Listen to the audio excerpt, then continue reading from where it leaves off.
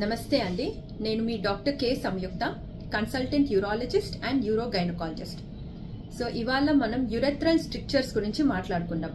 యురెథ్రా అంటే మన మూత్ర సంచిని బయటకి కనెక్ట్ చేసే పైపు మాట, మూత్రనాళం అని అంటాం. సో ఇది మగవాళ్లలో ఒక 20 సెంటీమీటర్లు ఉంటుంది, ఆడవాళ్లలో 4 సెంటీమీటర్లు ఉంటుంది. ఈ మూత్రనాళం ద్వారానే మన యూరిన్ అనేది బయటకు వస్తుంది మాట.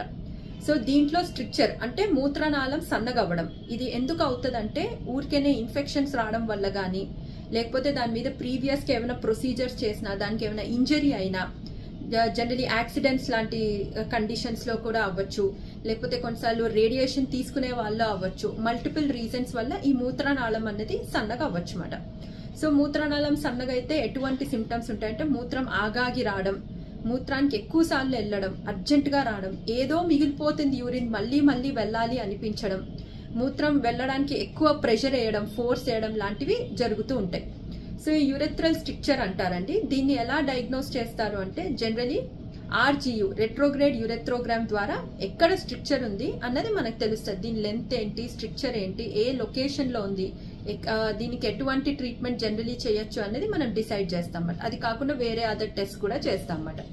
సో ఒక్కసారి ఈ యురెథ్రల్ స్ట్రిక్చర్ లొకేషన్ డయాగ్నోస్ అయిన తర్వాత దీనికి జనరలీ ఎటువంటి ట్రీట్మెంట్స్ ఇస్తామంటే VIU అంటారన్నమాట.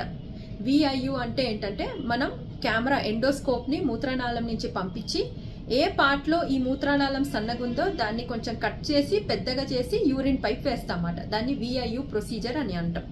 జనరలీ VIU ప్రొసీజర్స్ లో సక్సెస్ రేట్స్ బాగానే ఉంటాయండి, కానీ కొంతమందికి VIU చేసిన తర్వాత కూడా మళ్ళీ ఈ స్ట్రిక్చర్ రావచ్చు.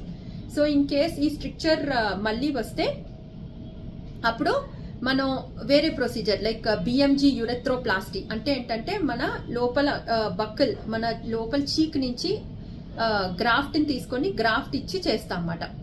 సో స్ట్రిక్చర్ కి డిఫరెంట్ కొంతమందికి లేజర్ తో కూడా మనం ఈ స్ట్రిక్చర్ ని ట్రీట్ చేయొచ్చు.